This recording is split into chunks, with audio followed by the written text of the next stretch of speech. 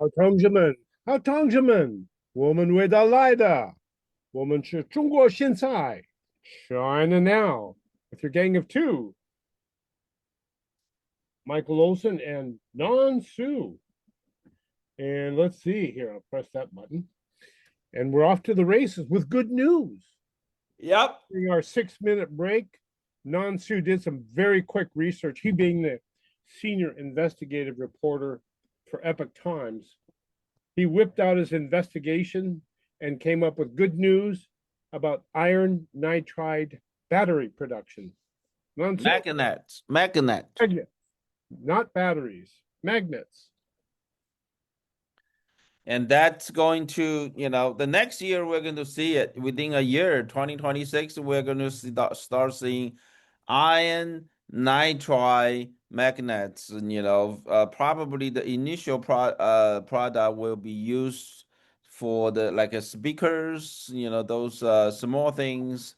And then, you will go to the projection is in 2028, we are probably going to see iron nitrides to be used for the big equipment such as cars or automotives or engines, those things. So this is a real big deal. It is. Because this is one of Xi Jinping's whole cards that he has up his sleeve to bait us with. And what was it Deng Xiaoping said quite some time ago? In 1992, Deng Xiaoping said Middle East has oil and China has a rare earth. There you we're going to flip our middle finger to them. Go have your rare earths. We don't care anymore. We have iron nitride. We can get it from anywhere and everywhere on the earth. Right. And this is a consequence of our two ways of doing things. But it gets right down to it because for 20, 30, 40 years, China has been planning how to capture the rare earth world. And by capturing the rare earth production, controlling the high-tech world of magnetism. And they did it. They control 90% of the rare earths. Now, what sounds like a Chinese professor at the University of Minnesota came up with a way of making these magnets better than the rare earth magnets that China is making from earths that are not rare, that are that you can find almost everywhere. So this is a huge hole card, as it were, for the United States to have this technology that is almost at our fingertips. And on consequence, kind of frightening for Xi Jinping to lose that whole card. So major piece of news that we just broke free right here on China Now. There we go. Nansu, you have a very interesting piece of information then about who owns Taiwan. Okay, now the official answer is we don't know yet, but let's follow up what we say last week. Last week, we gave everybody an update. The U.S. State Department confirmed to Taiwan's media that Taiwan's sovereignty or Taiwan's status in different world, it's undecided. So that made a big wave. That day when I heard that, I have a Chinese YouTube program which we made.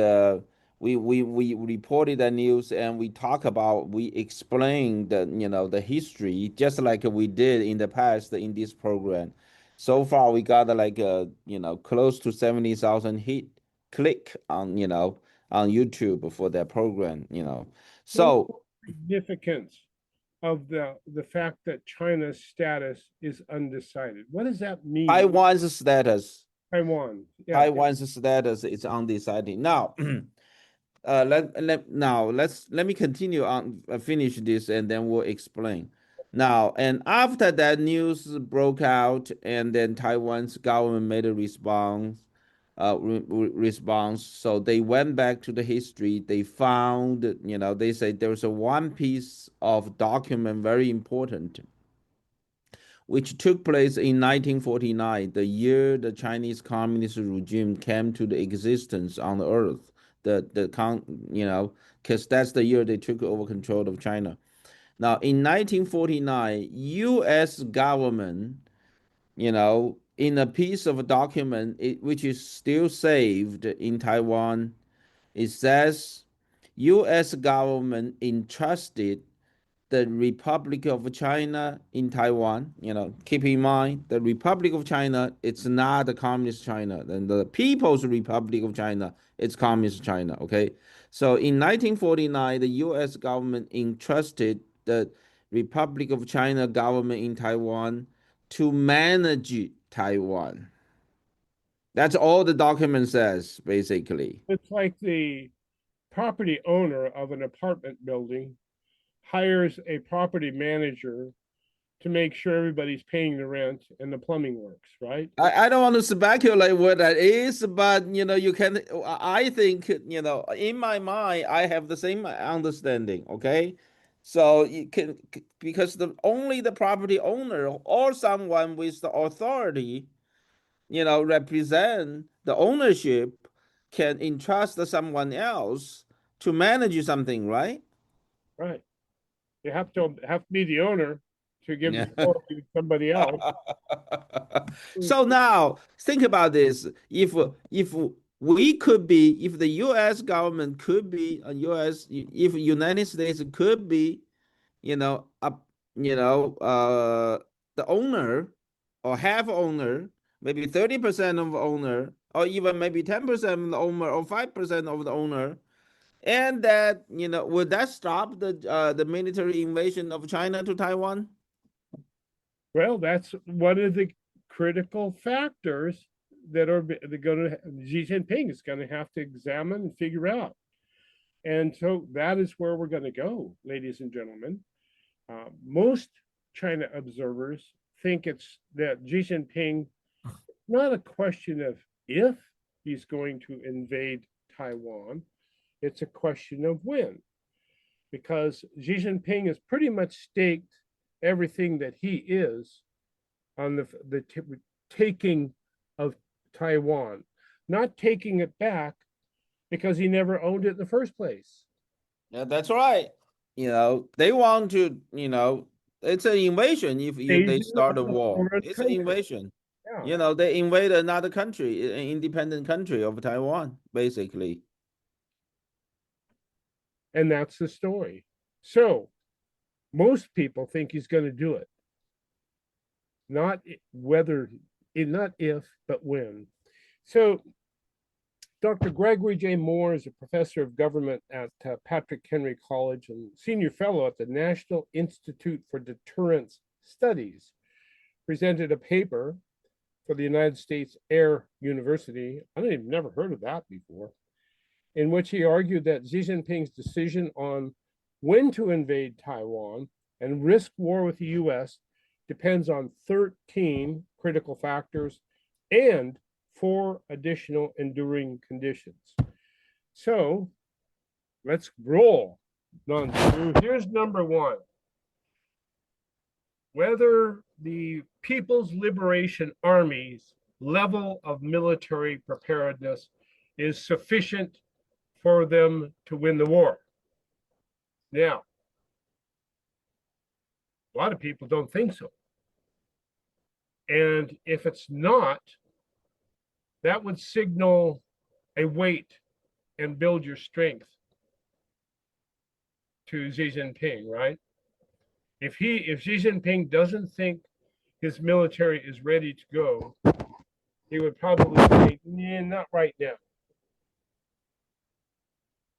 Yeah, well, let's finish this everything, and then we'll come back to talk about it. Let's want to go through all 13 factors. Yeah. Okay. Here's number 2. China's struggling economy. Number 3, Taiwan's identity drifting further from mainland China. Just what we were talking about. Who owns China? Okay. 4, China's demographic decline. Huge there. Number 5, the importance of Taiwan's semiconductor industry. Number 6, the growing importance of semiconductors to China amid technological isolation. 7, the expanding U.S. commitment to Taiwan.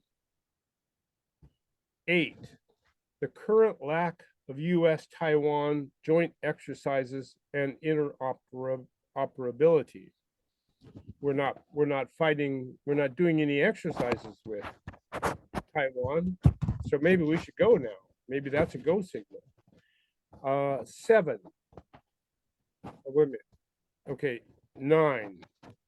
China's present advantage in ship killer hypersonic weapons. China has the advantage in these weapons, and we've been doing something else over the past decade. Has anybody ever figured out what we were doing over the past decade? I don't know. We were busy shipping our industries to China. There you go. I'm afraid. Number 10, U.S. efforts to develop hypersonic weapons and defenses. Well, maybe we'll get our butt in gear and do something. Who knows? That's a consideration, critical factor. Number 11, the poor state of U.S.-China relations. I'd say it is pretty poor lately compared to what it has been. That's for sure. Number 12, Xi's perception of U.S. intentions as increasingly hostile. Number 13, 2024 Taiwan's pro-independence Democratic Progressive Party. Taiwan says, no, thank you, Xi Jinping. We don't want to be part of your prison. Say it again. I didn't hear the last one. Okay.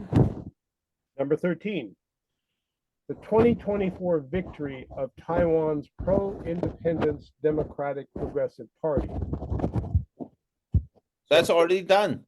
Yes, but that's an indication that the Taiwanese people are not interested in becoming part of, or inmates, as I would say, of Xi Jinping's prison. We want our independence. Thank you. That's a factor.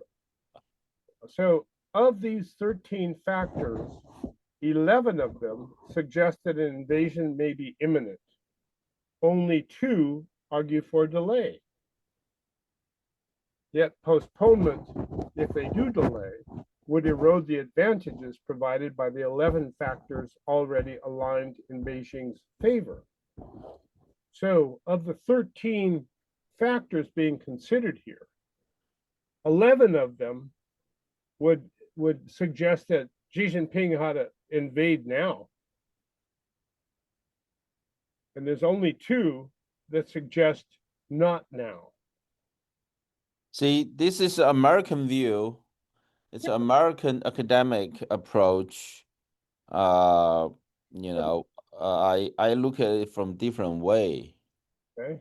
So I think, the only thing, none of these 13 factors actually matters to Xi Jinping. He's going to start a war, and then he started a war only because the only reason that will compel Xi Jinping to start a war against Taiwan, if he believe the ruling power of CCP is in danger. So it depends. Let's just closely watching what's been going on in China.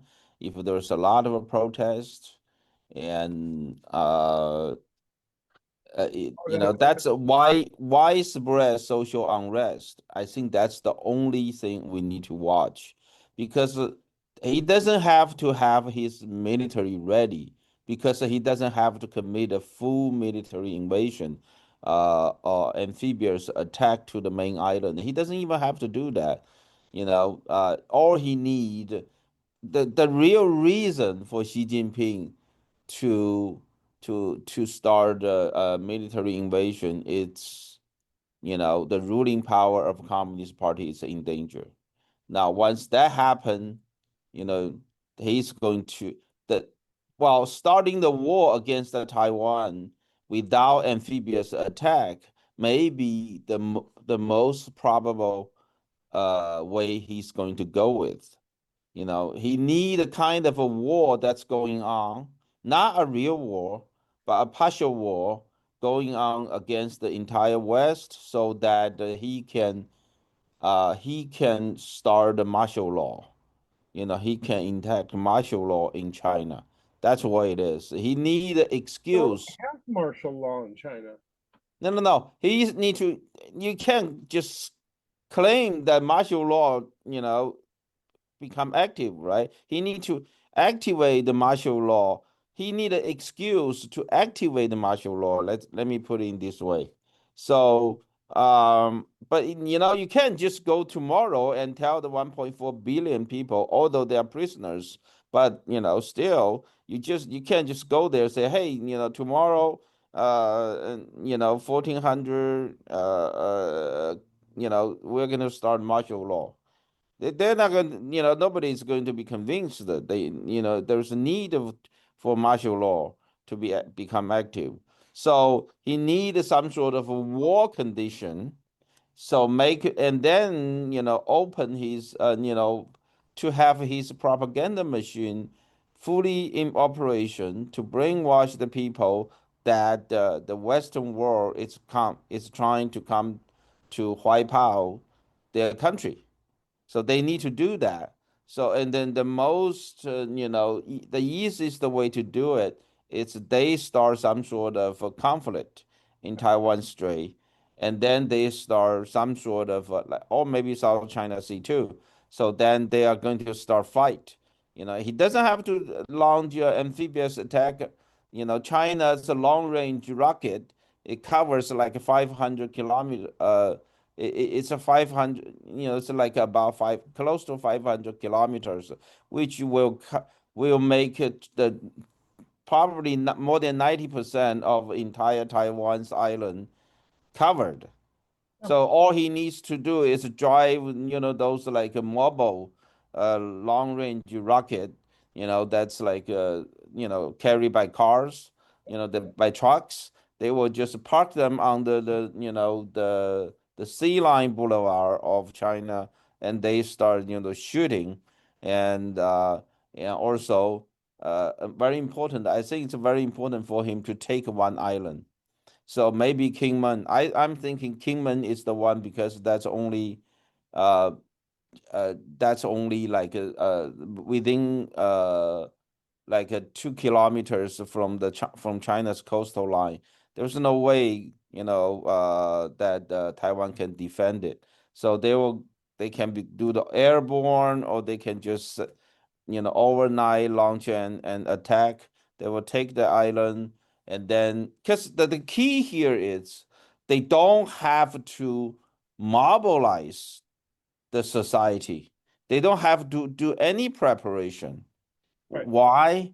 Because if you want to start war, say if you want to start war with someone else, you need to convince your people, right? Why a government need to start He war does from. not need to convince his people of anything because they're prisoners. No, no, no, no, no, it's not. It's not. Actually, they still need to convince those people, even though we say those people are the prisoners.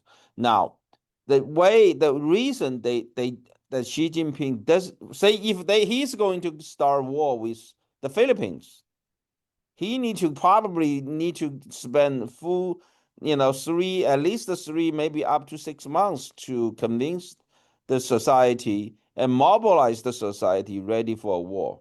But if he is going to start a war with Taiwan, he doesn't have to do that. He doesn't even need to say a word.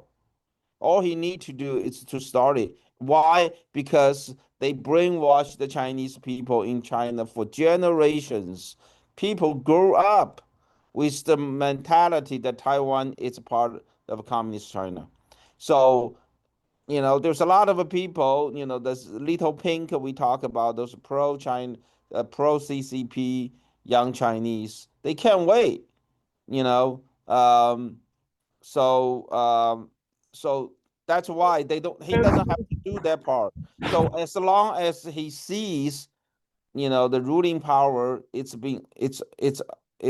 threatened by the social unrest, and he wants to switch the public attention to the outside. He can do that, and then he's probably the most effective way to do it, based on my analysis, is take a Kingman Island, the small island that's just couple kilometers, this is less than 2 miles from the 1 to 2 miles from the coastal line of China. And once he does that, and he at the same time he will shoot certain long-range rockets to the main island of Taiwan.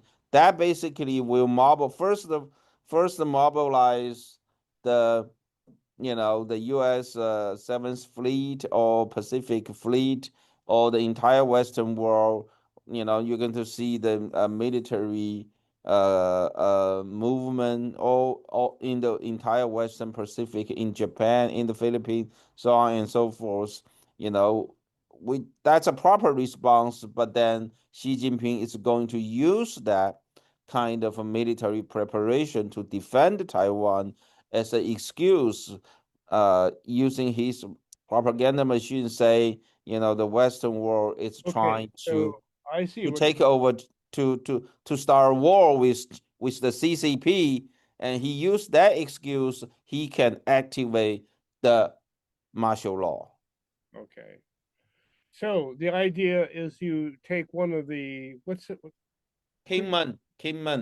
Inman, you take the little island, it activates the entire Western world, and we come gunning and running, and Well, we're going to start preparation, right, for a real war. We have to, right? At least the U.S. military in Okinawa is going to start moving something, and Japan is going to moving something, and Taiwan is going to moving something, and then when they start shooting, to the make a amphibious attack to Taiwan. Not an amphibious attack. When they start shooting, they probably going to, at the same time they try to take a kingdom. They're going to start shoot the long range rockets to Taiwan's main island. So everybody is going to start making the preparation. And when we start preparation, they will use our preparation as their excuse to by saying, you know, because they're going to say, see, Xi Jinping is going to say, this is the action, military action, have been long waited by the Chinese people, and then the Western world's interference try to, they're going to say the Western world's effort to defend Taiwan as the interference to the CCP's uh, uh, effort that's been long waited by the Chinese society in China, and then therefore, the war, there's a threat, a military threat from the military, from the Western world. That's what they're going to say, the propaganda machine of CCP, and then therefore, in order to protect the national security of China, they are going to activate the martial law. They're probably going to arrest a bunch of people, the political dissidents in China, and shoot them, make public execution, say, oh, these people, they are working with CIA or FBI or the military in M96. Then they can do whatever they want, and then they're going to make some public execution, and then they're going to do all that, and they're going to use the martial law to control the whole country. okay, fair enough. I like the way you have it laid out there. We're going to take a quick break, ladies and gentlemen. This is China Now with Nan Su, Michael Olson, and you. When we come back, we're going to ask Nan Su the big question. If that's what they're going to do, why don't they do it right now? This is China Now. We will be right back. You have to move now. No problem. Store your stuff at Anbar Self Storage and U-Haul. Easy off Highway 1 on Airport Boulevard by the airport. 24/7 security. Drive it to your door and store it at Anbar Self Storage and U-Haul in Freedom. You sold your motorcycle to a friend in Fresno and need to deliver it. Well, Anbar Self Storage and U-Haul in Freedom has motorcycle and car trailers ready to go. Easy off Highway 1 on Airport Boulevard by the airport. Anbar Self Storage and U-Haul in Freedom. Back in the 16th century, a famous prophet and psychic, Nostradamus, predicted great disasters. Hundreds of years later, believe it or not, a lot of his predictions have come true. Today, we have another psychic and prophet among us. His name is Nostradamus. His great ability to predict when home repairs, primarily a roof, will become a much-needed thing is truly remarkable. His predictions have been renowned and recorded for many years now. Yes, Nostradamus can be found a key owner at Knox Roofing, and he can give you accurate advice on when your roof will leak. His ability to see your home completed with only the best products and services is truly amazing. If you need a sitting with Nostradamus, all you need to do is call 461-0634, and you can receive a free reading of your home's life and its life-changing events about to occur. Okay, thanks, folks. Cannabis is one of nature's most beneficial plants. Hello, I'm Jenna. Treehouse Dispensary, we use information about cannabis to build community. Listen to Xavier. Thank you, Jenna. For those suffering joint pain, Treehouse suggests trying a CBD THC topical like the Balance Salve from local Santa Cruz company, Jade Nectar. Then enjoy the relief. For answers to your cannabis questions, ask your friends at Treehouse Dispensary, 3651 SoCal Drive in SoCal, or ourtreehouse.io. Well, it's all planned out. And I like your schematic for it, Nan Su. I think Xi Jinping is probably has this as his battle plan. But the question that still lingers is that if it's all going to be that easy, why doesn't he do it right now? Oh, yeah. Why? Because he doesn't see the CCP's ruling power is being threatened. Keep in mind that's entire internal. We have no control. So The real now key, you're saying the real key is nothing that we're gonna do. The real that's right. key is how threatened the CCP is from internal factors. That's correct. So, as China's economy goes down, they can't feed their own people. They become poor and poor every day, and then their real estate total collapse, and then the middle class it's like like their pocket is shrinking, their bank account shrink. A lot of them, tremendous of them. I don't know the number, but at least the 60-70% of the middle class see their bank account shrink, probably 30-50%. You know, this is like the I saw some news that China's those 5-star hotel, because nobody go there to consume anymore.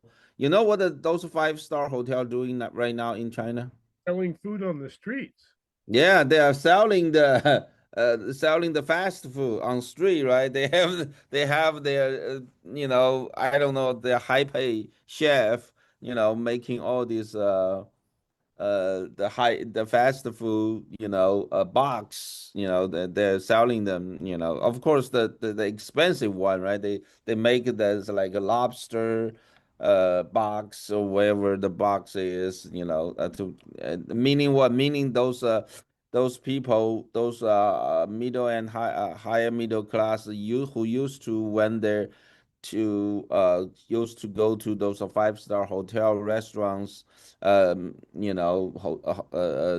now they rather spend money to buy the expensive food box instead of go to the restaurant to really eat there, right? So so now we don't see, we don't see enough social unrest yet. We gave China so much and so much money in the last quarter century. So it's going to take a while. We don't know how long it's going to take for the people finally start, they can, when they feel unbearable, those things are going to start. So and also the stability of Communist Party itself, there are different factions. We know, we have been talking about rumors all along. Um, those rumors probably have, certain reason, but although not strong enough to throw out Xi Jinping, but still you can see as some sort of indication there are certain things not that stable that's going on inside the Communist Party. So all these factors coming together, it's going to make that, that's decide when Xi Jinping is going to launch the war. Because once he launched the war, that's the key. This is the last resort. Once he started the war, there's no way back. That's the key. So he look at that as the last resort that he can use to stabilize his leadership and keep, maintain the ruling power of CCP. So that's the last thing. There's a huge risk if he actually wants to make an amphibious attack to the main island of China, which I would say he's probably not going to do that because he's a regime leader. He's like a Kim Jong Un. Why he want to do something stupid that actually risky his own position, right? So unless his position itself it's under the risk, right? The only reason he would is that if he has no choice. That's right. What you're putting on the table here is that the choice is not predicated on anything we in the West might do. Well, one thing we can do, the only one thing, that's why I say again and again, the only one thing we can do is to be more prepared. So Xi Jinping look at there's a risk factor always there. He need to balance the risk factor, right? So if we are fully ready and he see it's much more riskier if he take the action, that will delay the the when that we are talking about.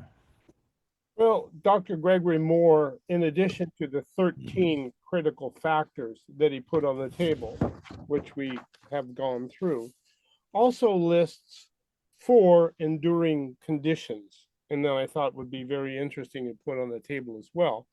First is the CCP's sacred commitment to Taiwan, which anchors Beijing's ideology of territorial integrity and national identity, which is to say, the CCP sacred commitment to Taiwan is that we own you and you're ours. Is that right? Well, that's the way they used to brainwash their people, right? They have to have enough motive to start a war. They're not stupid. First thing is they're not stupid. If they see there were tremendous risk, if the military invasion of Taiwan, it's going to make them risk more than just go straight, to crack down the social unrest, then they're not going to do it. They'll just go mobilize the military, go straight and crack down the social unrest, right? But so we're They going to have to see. have something to say. And what Yeah, they say is that Taiwan belongs to us, though it never has belonged to us. And that's there's right. no real indication that it ever has belonged to the CCP, nor was there ever real indication that it was part of China. Am I wrong? Well, China, the CCP has been very successfully brainwashed several generations of Chinese people. Now, think about this: how many people here, even in the United States, in the free world, we have transparency, we have information freedom, press freedom here. How many people, American radio hosts and media personnel, actually, I was just talking about 2 years ago, how many of them actually understand what U.S. government's one China policy is? Yeah, very few. Nobody. 1 in 1,000. Yeah. So that's why, and that's why, you can't counting on those things. The people on China in China, they're just totally brainwashed. That's why the number one reason Xi Jinping want to start a war with China, with Taiwan, to invade Taiwan, it's because he doesn't need any time uh, to mobilize to the society, to convince the society that they are going to be in a war with Taiwan. If say just switch Taiwan to Philippines. If he wants to start a war with Philippines, or maybe the Japan, he will need a tremendous of reason to convince the society in China. But compared with Taiwan, he needed no reason to do that, right? But the only way, and the only reason they have not been doing that is just because it's too risky. Do you think the people of Nepal's revolt against the designated authority and throwing out the prime minister literally will have an impact on Xi Jinping and the CCP? Oh yeah, of course, big time, and just like the collapse of Soviet Union, which make them, but unfortunately they learning backwards. They say, oh, this thing can happen, so therefore you're going to see they're going to tighten the control of the internet or everything else. See, What they happened, always learned it in the backward, the opposite ways that and you that's what hope. happened in Nepal, is that the prime minister of Nepal went to view the big lie parade on September 3rd, went home and started to put a sum down on the people's right to the internet and this and that, Yeah. and revolted and threw his butt out. Yeah. Well, in China, that's everyday life. People see the 404 when when you go to the internet, you go to certain place trying to find the article when it says 404 means what? Means the article you are searching for it's not there anymore, right? So you people in living in China, they see this 404 all the time. They get used to. And in fact, we just talked about, the another piece of news last week, the Yu Menglong, the actor who, the China who died, people say Very he was, famous actor died. His yeah, name, people say, on the internet, on the social media platforms, say he died because, he was abused by the rich and powerful. And then the police bureau say he died because he got himself drunk. And then guess what? right? As the case draw more and more public attention, or what happened last week is many, I don't know, tens of thousands, maybe millions of people, they start complaining because they see all the video clip or photos they save related to this case, they save in their own cell phone, just all of a suddenly disappeared. Poof, gone. Yeah, that people say, "Oh, they can do that to my phone." That's that's what people discuss. Say, well, it's gone. It's gone. So that just how I don't think the Nepal president can do that. Well, whatever he did, got his butt thrown out of town. He had to ask permission for a helicopter to take him out of the country, and he's gone. Yeah, I but would bet that it's would have an impact on the it's CC. much more difficult. It's much more difficult for that kind of thing to take place in a communist nation. especially Communist China. This is the last stronghold of communist movement on earth.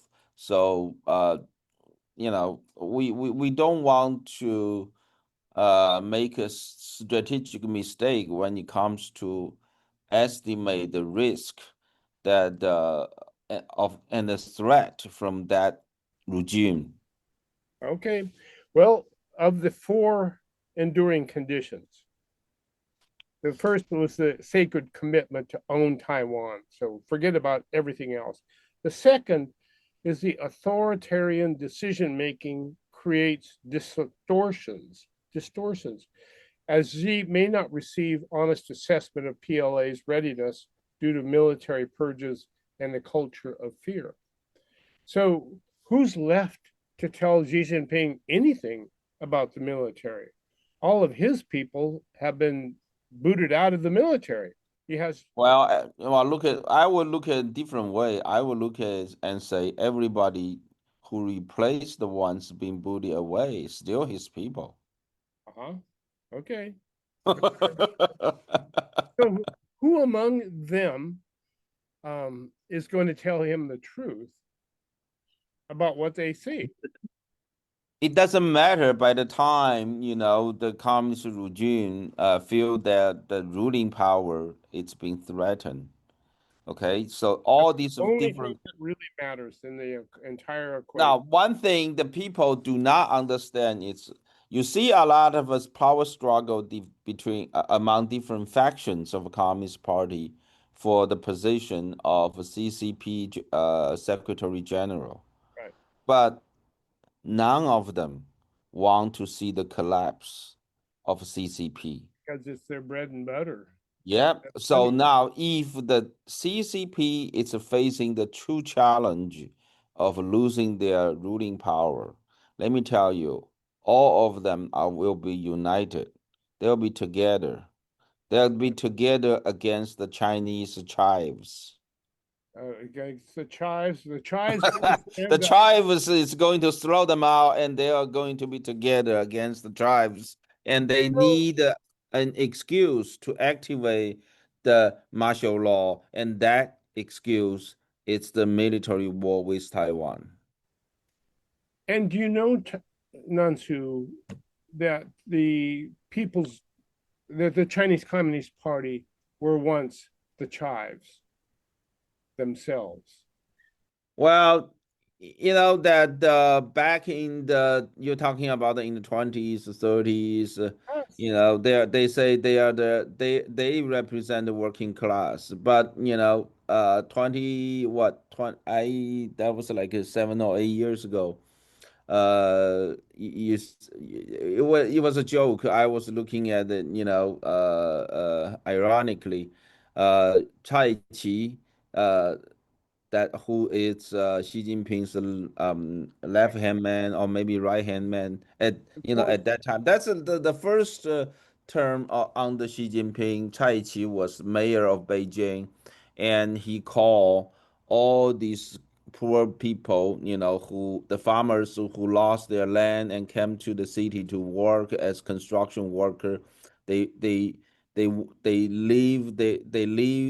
sleep under the bridge, and they went to all these construction sites to help build these skyscrapers in Beijing. So Chai Chi called them uh, uh, lower low end people. So they Chai Chi, as the mayor of Beijing, That sounds like something Hillary Clinton called the Republicans. They say this is the low end people. They need to be cleaned out. So he started this movement of clean out these people, send them out of the city, and then send them back to their countryside. And those people, they are farmers. Once they left their home, hometown, those lands were taken. So even they went back to their hometown, they will have no land for them to return, to go back to their old career as farmers. So they can't even do it. And the Beijing began the process, and many big cities follow.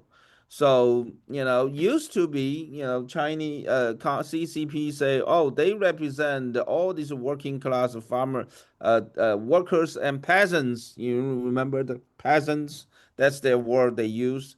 Uh, that they represent all these poor class people, and now they just say, oh, this is the low end people. They need to be cleaned out from the city. The chives. They're the tribe, yeah, Chinese tribes. That's what the Chinese people see themselves as. Well, okay. So that's the second one. Here's the third one. Xi's personal political incentives drives urgency. Reclaiming Taiwan would cement his legacy and strengthen his position at the 2027 Party Congress, where his fourth term will be decided. So if Xi Jinping wants to win another term, he's got to take Taiwan. I don't think so. I don't think he needs to do that. If there is no large scale social unrest, Xi Jinping can do it in other way, by organization way. So who is going to stand up and get against him? All the, party central committee people are his people. So everybody is going to vote yes to whatever he proposed. And he's going to So live forever too, right? yeah. Because he has. See, Xi Jinping started something, a new power model. Although he ideologically he's going back to Chairman Mao, but his power model is totally different. Now, during Chairman Mao's time in Cultural Revolution, Chairman Mao, he's like long live Chairman Mao, right? So he is going to be in power forever, and all of his comrades, the same age of his own, they all going to last until they die. Before they die, until they die, they're going to none of them is going to they're all in this keep their position. Now, Xi Jinping is entirely different. Xi Jinping's way is entirely different. Xi Jinping basically changed his the standing committee of political bureau as well as the entire political bureau every 5 years, every term when those people end. So everyone else go. He's the only one stay. He flushed everybody out. Yeah, he flush everybody out in every at the end of every term. So he is the one. So basically everybody else, on the in the top circle, it's all his own people. Chairman Mao is different. Chairman Mao, when Chairman back in Cultural Revolution, because of the whole Chinese Communist Party, the history how he took over control of China.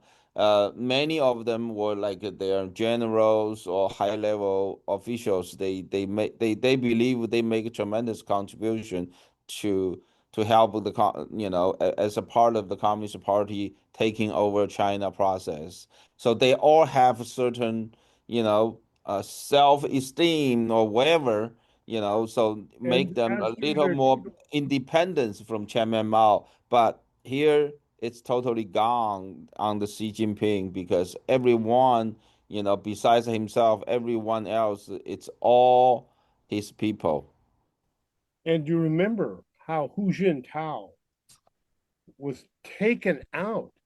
Yeah, and nobody, even Li Qiang, when people say Li Qiang is against the Xi Jinping, I always say that's in your dreams. That's wishful thinking. When Hu Jintao was taken away from that stage, Li Qiang didn't turn around, to say goodbye to his old boss, right? Li Qiang, uh, Li Keqiang, I'm sorry, Li Keqiang. John, yeah. Li Keqiang, not Li Qiang. Li Keqiang didn't even turn around. He was right there. He didn't even turn around and say goodbye to his old boss. And it was his old boss, Hu Jintao, actually won the Li Keqiang, to have the power. And when he was taken away, Li Keqiang didn't even turn around. He's a chicken, just people nowadays. Oh yeah, maybe Li Keqiang will. Well, I don't think. I just don't think that way. Oh, look what happened to Li Keqiang.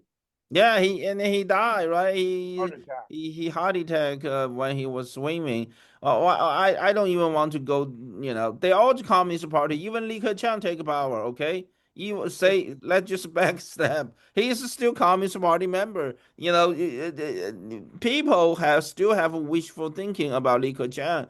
Basically means in their mind, in their mentality, they still have wishful thinking of this panda love and this Communist Party. Okay. And then the fourth condition, Xi's directive that the PLA be ready to fight by 2027, which has been confirmed publicly by the CI director, William Burroughs, sets a hard timeline for preparation. Get ready. We're going to fight by 2027. So there it is, ladies and gentlemen. We have a few minutes left. Yeah, and by the way, we forgot, you know, as we talk about this, be ready by 2027. Now, the last week's news, China is building this UUV uncrewed underwater vehicle, basically driverless submarine, the biggest largest yet in human history, total length of 40 to 42 meters. If you erase that, you know, last week we talked about 18 to 20 meters, but this week the latest report says they already built two driverless the submarine, you know, uncrewed underwater submarine like 40 to 42 meters in length. They're That's like building, 140 feet. they're That's 140 feet. That's like what? That's like 15-story in high if you erect them. So they're built. They're putting they're testing them in the South China Sea right now.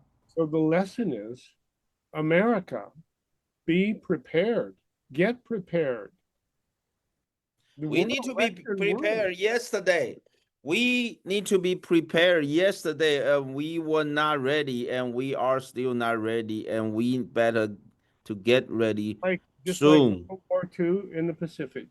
Ladies and gentlemen, we have a very short period of time left, but what's next this week? What are we looking for, Nansu? Anything spectacular that we should be aware of this coming week? This coming week, this coming week, it's going to be October 1st, right? The next week, October 1st is National Day of CCP.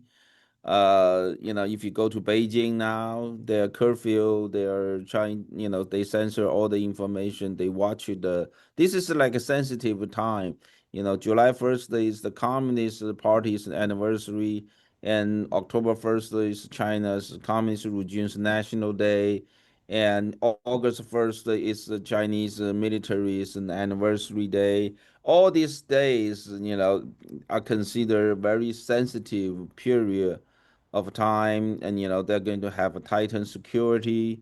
So here it is. It's coming. It's going to be exciting, ladies and gentlemen. And we'll bring the excitement right here to China Now.